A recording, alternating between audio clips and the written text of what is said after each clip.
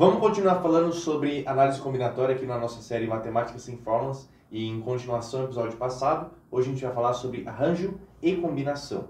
Eu já discuti sobre arranjo e eu enfatizo que arranjo você não precisa decorar aquela forma, aquela estrutura. Isso vai ver que para combinação também não, beleza? Tudo se baseia, como eu já falei também, no princípio multiplicativo. Se você entender muito bem o episódio passado, que eu recomendo que você assista antes de assistir essa aula, você com certeza vai entender esse episódio daqui e vai conseguir resolver praticamente todos os exercícios de análise combinatória só usando esses conceitos. E para provar para você que você já usou arranjo no episódio anterior sem perceber, eu quero retomar o primeiro exemplo que a gente fez, que era esse daqui, ó. Quantos números de 3 algarismos podem ser construídos com os algarismos 1, 3, 5, 7 e 9? E o que a gente fez? A gente colocou as casas, né, que vão ser colocados os algarismos, já que são 3 algarismos, e a gente diz que para o primeiro algarismo tem 5 opções, porque são esses 5 caras daqui, depois 4, depois 3 opções, beleza? E aí a gente viu que o resultado deu 60, basicamente aqui foi a aplicação do princípio multiplicativo. Só que se você reparar o seguinte, e caso você já tenha estudado arranjo alguma vez, essa estrutura daqui, que foi esse 5 vezes 4 vezes 3, eu poderia escrever desta forma: 5 vezes 4 vezes 3 vezes 2 vezes 1 dividido por 2 vezes 1. Por que eu faço isso? Para você reparar nisso daqui, ó.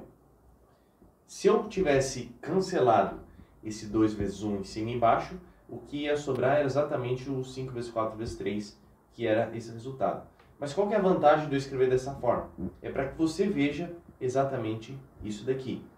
Vai ser 5 fatorial dividido por 2 fatorial.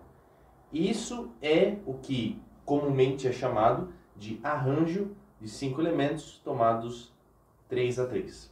Tá?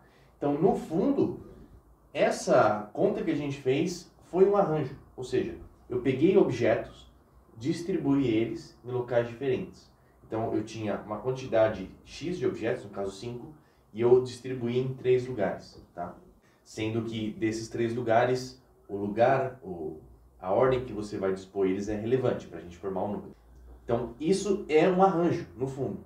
Tá? Então, você vê que não é necessário você ter em mente aquela forma de arranjo, sendo que você pode simplesmente usar o princípio multiplicativo para resolver os problemas, certo? Então, vamos continuar para o próximo exemplo, que é esse aqui, ó. De quantas maneiras 5 pessoas podem se sentar em 4 lugares? Então, vamos colocar os 4 lugares aqui. Então, é basicamente isso que a gente tem. E, de novo, a gente pode usar o bom e velho princípio multiplicativo. Quantas opções eu tenho para a pessoa que vai sentar nesse lugar? Se a princípio ninguém sentou ainda, eu tenho 5 opções. Depois, 4 opções. Depois, 3 opções. Depois, 2 opções. Tá?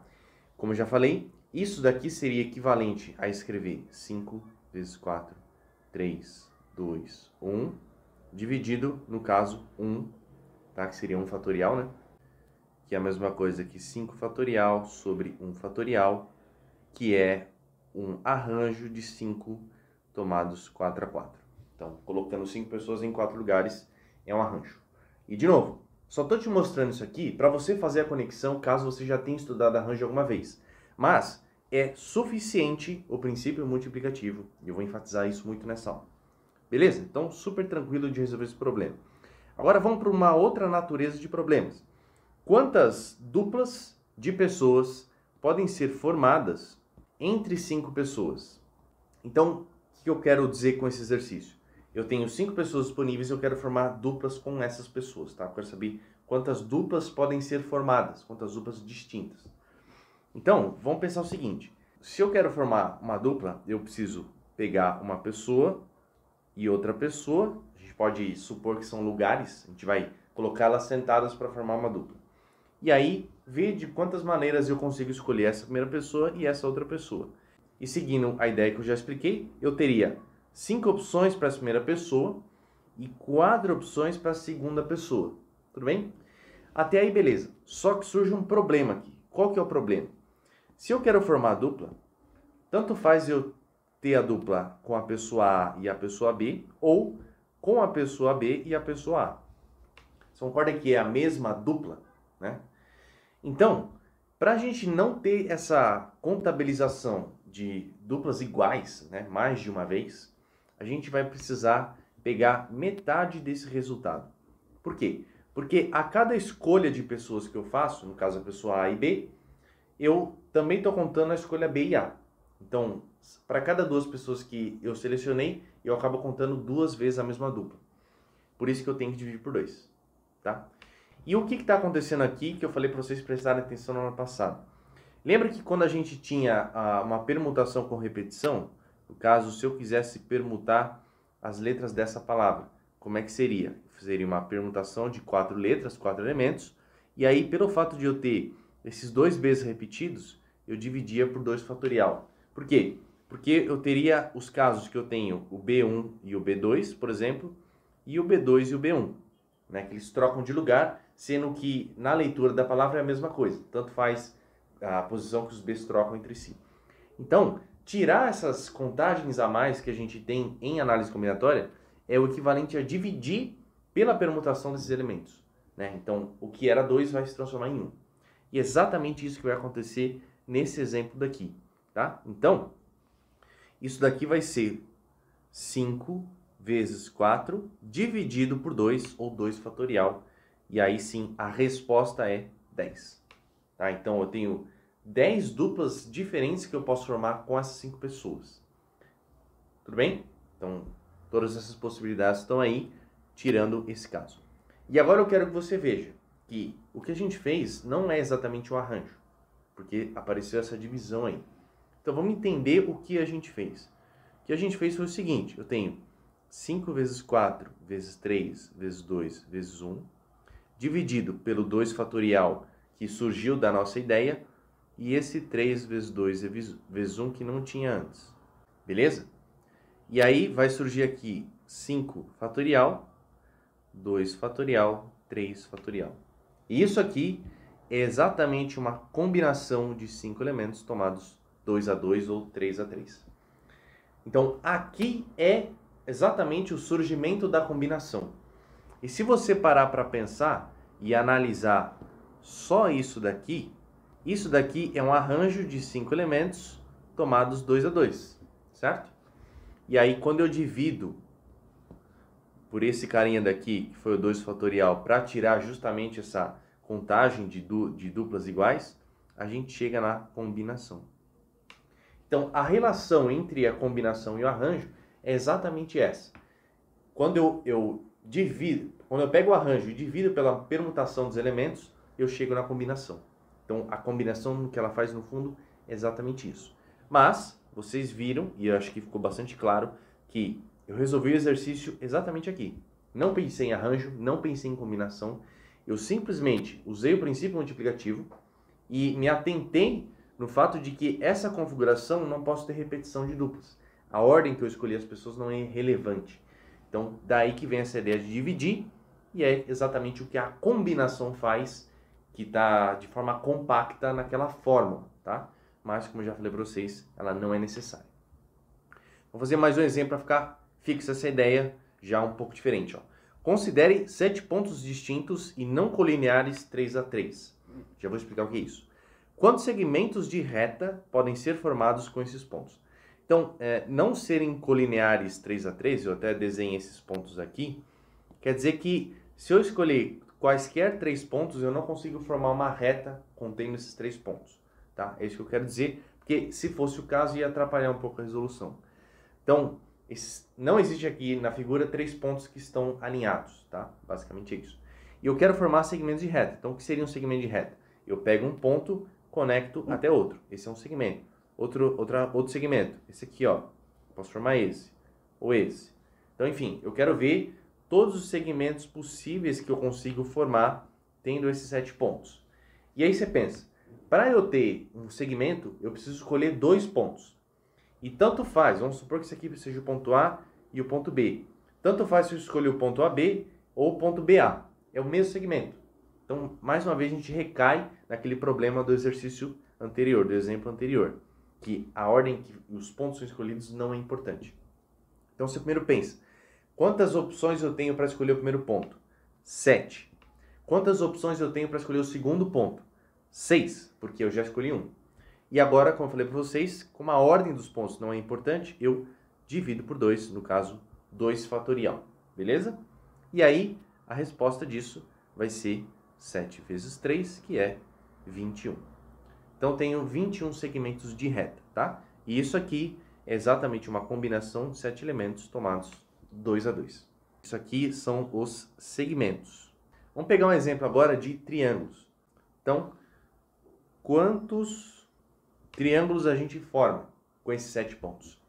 Então, como é que você pensaria? Primeiro, quantas opções eu tenho para escolher o primeiro ponto? 7. Quantas opções eu tenho para escolher o segundo ponto? 6. Quantas opções eu tenho para escolher o terceiro ponto? Como já escolhi 2, então 5 opções.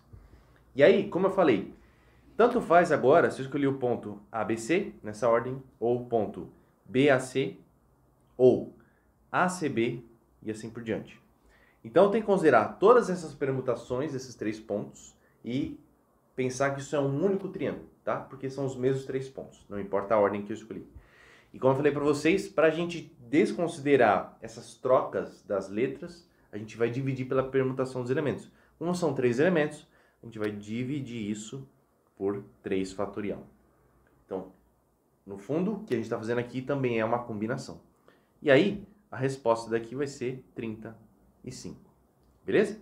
Essa é uma combinação de 7 elementos tomados 3 a 3. Então, todo exercício que envolver conceitos de combinação, que você tem que fazer escolhas, que a ordem não é importante, você sempre pode partir para o princípio multiplicativo e depois desconsiderar a permutação desses elementos. Isso é tão importante e se você não entender exatamente a função desse denominador aqui, isso vai te impedir de resolver outros exercícios, por exemplo, um próximo do Enem que eu vou resolver daqui a pouco, tá? Vai ser o último da aula para vocês perceberem quão sutil é essa ideia. Próximo aqui então é esse daqui, ó. Um polígono de 10 lados possui quantas diagonais? Você já deve ter estudado em geometria diagonais de um polígono, né? Que você tem aquela fórmula que é isso daqui, ó. Número de diagonais de um polígono é n vezes n menos 3 dividido por 2. Primeiro, por que é assim? Segundo, será que eu preciso decorar ela? Tá? Eu vou te mostrar com o raciocínio que a gente trabalhou nessa aula que isso tem tudo a ver com combinação. Na verdade, a gente até consegue ter uma intuição sobre por que essa fórmula é verdadeira, mas eu não vou entrar em detalhes aqui, tá? Uma intuição mais geométrica. Eu vou usar só os conceitos de análise combinatória. Então, como eu falei para vocês, a gente tem aqui os 10 pontos.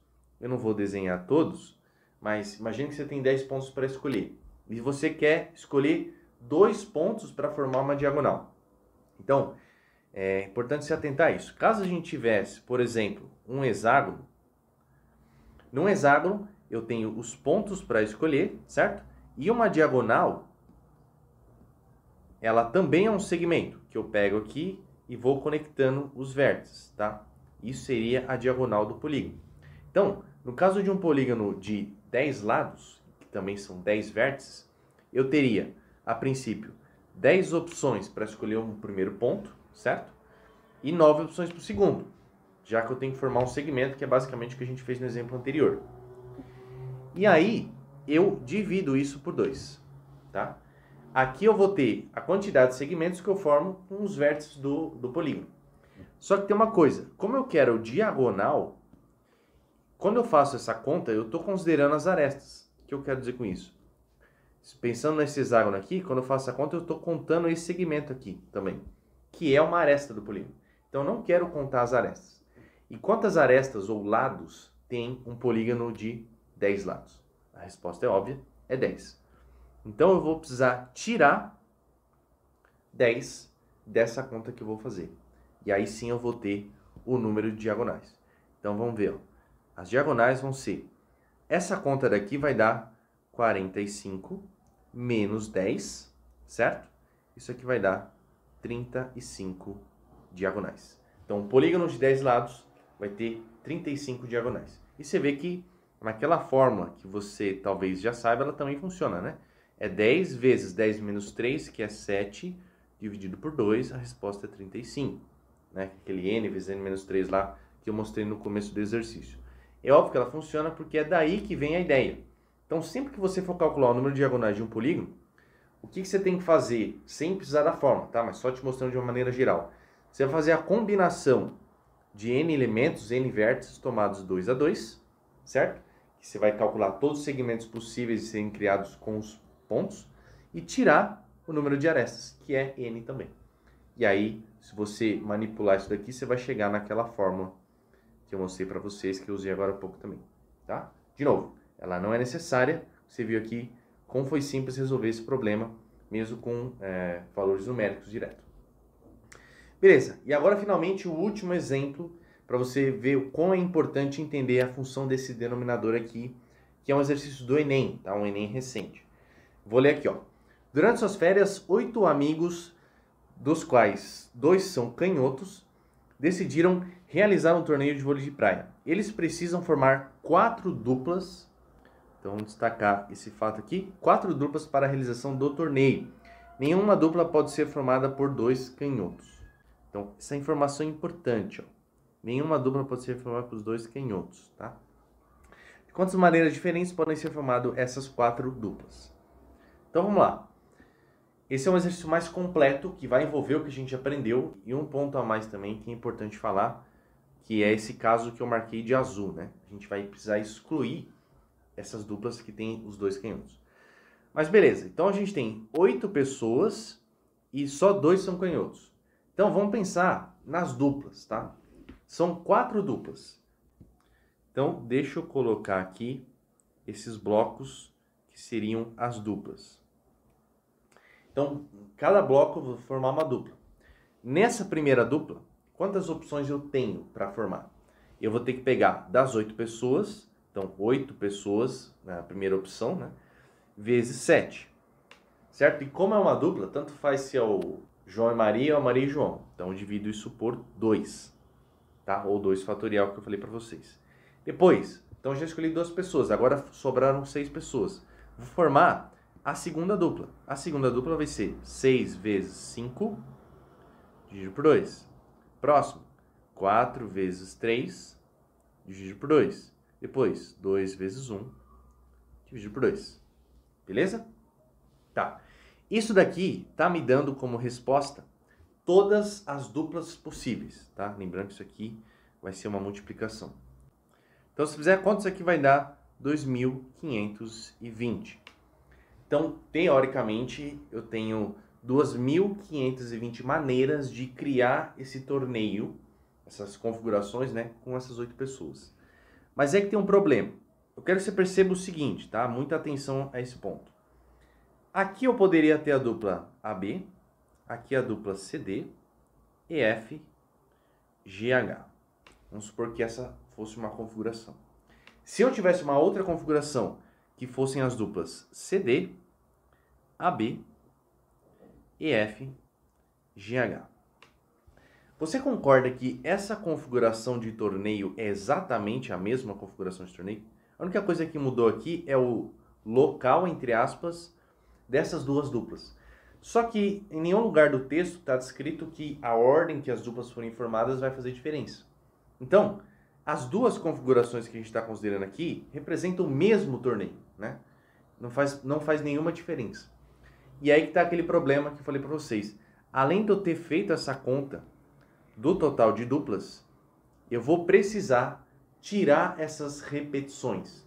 Esses casos em que as mesmas duplas simplesmente trocam de lugar, certo? Por isso que é importante você conhecer a função daquele denominador que eu falei para vocês. Então, não acabamos, tá? O total de duplas, vou colocar aqui, ó.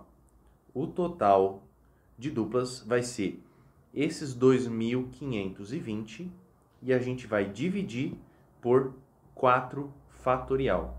Por que 4 fatorial? Porque são 4 duplas, né? É a permutação delas. E aí sim eu vou chegar no resultado que é 105. Beleza? São 105 duplas possíveis de serem formadas. E essa era a principal parte do exercício. Só que agora tem esse detalhe em azul aqui que eu destaquei para vocês, que é nenhuma dupla pode ser formada por 2 canhotos, tá? Como é que a gente resolve esse problema? Eu vou pegar esse caso daqui e escrever aqui embaixo. O que seria essa dupla formada por 2 canhotos? Seria eu pegar aqui esse bloco e eu ter com certeza o canhoto 1 e o canhoto 2, certo? E os outros blocos eu formar com as outras 6 pessoas, da mesma forma que a gente calculou aqui, tá? Então, como é que ficaria? Aqui vai ser 6 vezes 5 dividido por 2. Só para reforçar, aqui eu só tenho uma opção para formar essa dupla de canhotos, tudo bem? Porque só tem 2 canhotos, então eu só consigo formar uma dupla, então é uma única opção. Não tem o que fazer aqui, beleza? Só tem que calcular as possibilidades das outras duplas. E aí a terceira dupla seria 4 vezes 3 dividido por 2. E a quarta dupla vai ser 2 vezes 1 dividido por 2. E claro, aqui vai surgir o mesmo problema que surgiu aqui em cima. Essas 3 duplas que eu calculei, elas podem permutar. Só que são só as 3 que vão permutar, porque a dupla de canhotos ela está fixada, né? Ela não entra na contagem aqui. Então, vou precisar dividir todo esse resultado por 3 fatorial. E aí a resposta disso tudo aqui vai ser 15. Tudo bem? Então, o caso que a gente vai excluir são 15 casos em que uma das duplas é formada pelos canhotos que ele está falando no texto. Tudo bem? Então, a resposta final, ela vai ser isso daqui, ó. Eu vou pegar o total, que é 105, vou subtrair os 15, que são as configurações que tem os canhotos como dupla, e aí o resultado vai ser 90. Beleza? Um exercício mais completo, no caso o exercício do Enem, difícil também, mas que explora bem essa ideia que a gente usou na aula. Ou seja, você entender o que é arranjo, entender o que é combinação, saber usar ela sem forma e entender o porquê que a gente divide, tá? Que aqui foi uma aplicação imediata desse fato e que se você não soubesse, seria impossível resolver esse problema. Beleza? Se você gostou desse vídeo, está curtindo essa série, quer sugerir algum outro tema, deixa aí nos comentários para a gente conversar sobre como resolver exercícios desse tema sem forma. E também não esquece de deixar um like e se inscrever no canal para você não perder os próximos episódios dessa série. Fechado? Então, para esse vídeo é isso. Beijão no seu cérebro e a gente se vê no próximo vídeo.